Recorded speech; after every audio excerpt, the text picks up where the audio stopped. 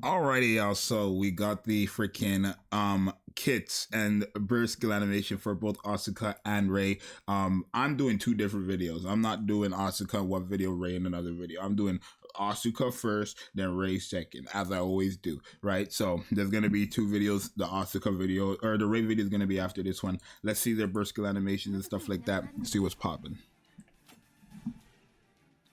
Okay, I don't really care about this. Like, that part is just lame to me. It always is. Okay. Oh, so that's the accumulated AT thing.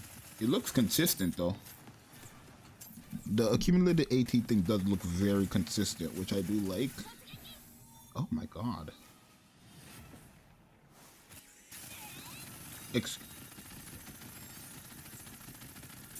No shot. Do we have an...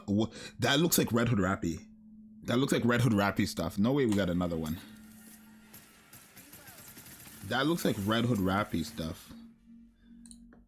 And both of these are Win characters. Did Win just get a crazy buff? We'll see right now. Let's take a look and see if Win got a crazy buff. Oh my god, 2 pages. 2 pages. 2 pages? Over what? 2 full pages? Okay. Okay, so she's an attacker burst 3 wind machine gun character. Oh my god. Skill 1 passive. After 50 normal attacks, affects the target, deals 471% of final attack as additional damage. That's crazy. I'm not gonna lie to you guys, that's crazy. After 50 normal attacks for a machine gun character, genuinely, like, if you guys play Nikke, genuinely, 50 normal attacks for a machine gun character is dumb. That's like every second. That's like every second, bruh. Anyways, only activates when in the annihilation state status. Affects self. Annihilation state status additional effects. On target. Affects 2 enemy units within the attack range nearest to the crosshair every 10 shots. Damage. Deals 15% of final attack as damage. Sure. Additional effect. Anti-AT field damage taken increased by 0.83% for 30 seconds. Stacks up to 30 times. It's kind of crazy. Okay.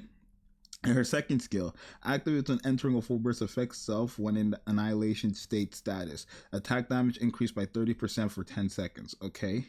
But when is she in that annihilation state? It's probably off her burst skill then. Okay. And when using annihilation, affects self. Emergency repair, reduces machine gun's heating up speed, and clears ammo. Fixed recharge speed and restores HP based on the max HP proportion continuously. Machine gun heating speed decreased by 100% for 3 seconds. Clears 100% of ammo. Wow. Consistently recovers 3.77% of the caster's final max HP every 1 second for 3 seconds, and then fixes the recharge speed of with a 60% increase for 1 shots. Okay, pretty good. Very good, actually, to be honest. And then annihilation state affects self. This is the burst skill, so she gives herself the annihilation state on her burst skill. Annihilation state reduces the normal attack damage while increasing attack capabilities. Normal attack damage multiplier decreased by 40% for 9 seconds. Sure. Reloads 20% of the mag. Sure. Attack buff increased by 46% of the caster's attack for 9 seconds. Sure. And an attack damage increase by 36% for 9 seconds. Sure.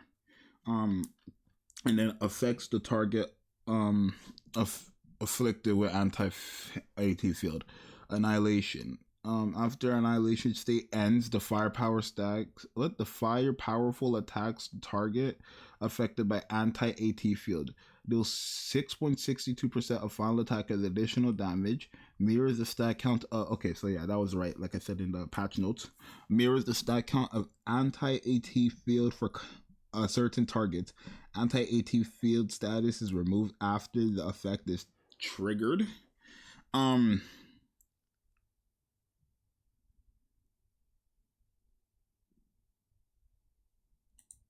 What type of...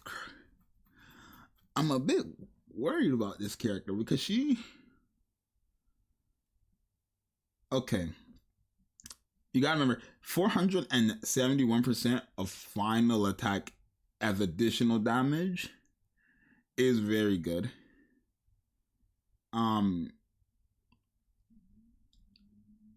50 normal attack for a machine gun, that's very good. Her whole thing is though she doesn't actually help out the team. Like she's a solo DPS. That's the thing. She's a solo DPS. She doesn't buff up the team in any way. I mean, I guess the only way she's buffing up the team is when she puts this on 2 enemy units that are, you know, within the attack range nearest to the crosshair every 10 shots. And then having the damage taken increase, right? By basically almost 1%. So it's going to be like less than 30% the attack damage increase that stacks up. But wait, my question is, how long is she in the annihilation state for? Oh, so I guess once you use your burst skill, you're just in the annihilation state then. Right? Yeah. I guess not actually. I guess when you're in the annihilation state, then you have these effects for 9 seconds. Are you only in it for 9 seconds? Does this only proc when you're in her burst skill?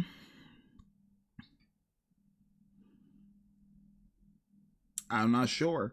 Either you use her burst skill and she's permanently in the annihilation state, but she like doesn't have these effects going after the 9 seconds, or she's only useful for 9 seconds when you use her burst skill, which is every other 40 seconds, right?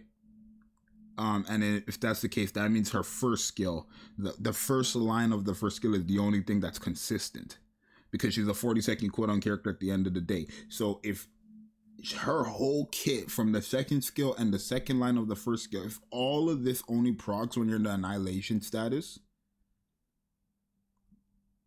heck, the skill 2 only works when you're using annihilation, right? Which is this part. And that only works from her burst skill. So if her entire kit is based off her burst skill, right? And you only are in the annihilation state during her burst skill, she's not going to be as efficient as like I think we might think she is. Oh, she will be still very powerful, don't get me wrong, because this is all the stuff that she does for herself. Like, this is a team-based game. There's characters who can buff her and stuff like that, yeah. But I mean, I guess it's fine if she's only powerful during her burst skills, because that's like most of the characters in the game. But I think if she has the annihilation state on the entire time, but then like just loses these effects, but is still in that status, I don't know why she would still be in the status if she doesn't have the effects though. That's my whole point. So I think it's only when you use her burst skills. She's going to be very powerful when you use her burst skills, right?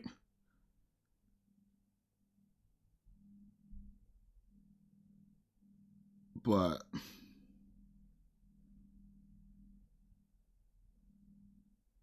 I'm not really sure. I'm not really sure if I'm liking it all that much. Not to mention, she's a win code character who's selfish. Like, what I mean by selfish is, like, she has to be a broken DPS for me to actually care about her. Because the thing about these wind characters, both her and Ray are wind. And I don't care about wind unless I'm doing the Kraken. And it doesn't seem like ASUKA is going to be replacing Amon on the team, because she'd be the 3rd slot character on the team 100%. If she just guaranteed doing that additional 471%, give her overload gear, and it's 100% she can go where Noir is. But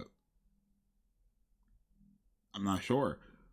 Or put Mono where Noir is, and then she can be the burst skill, the second burst 3 character on the team, and then you can rotate between Scarlet, Black Shadow, and her, and then you have a crazy combination there, right? Nothing in her kit is saying you need to have Ray for her to work. At all. There's nothing in her kit that's saying you need to have another character for her to work. Everything that she needs is within her own kit, which I do like. But we'll have to test with this character. I'm gonna see. You guys let me know what you think. But we're gonna take a look at Ray in the next video, so I'll see you guys there. But right now, am I liking ASUKA? Yeah, I'm just curious about how efficient she's going to be from when you use her burst skill and when you're not using her burst skill. Because right now she just seems to be burst skill orientated, besides that very first line of her kit. But you guys let me know what you think. It's your boy Zxous. I think she's okay. I think she's good, actually. I think she's going to be powerful, especially when you use her skill. But especially when she's fully stacked against enemies as well, that's going to be very helpful for the team. But you guys let me know what you think. It's your boy Zxous. I'm out. Bye.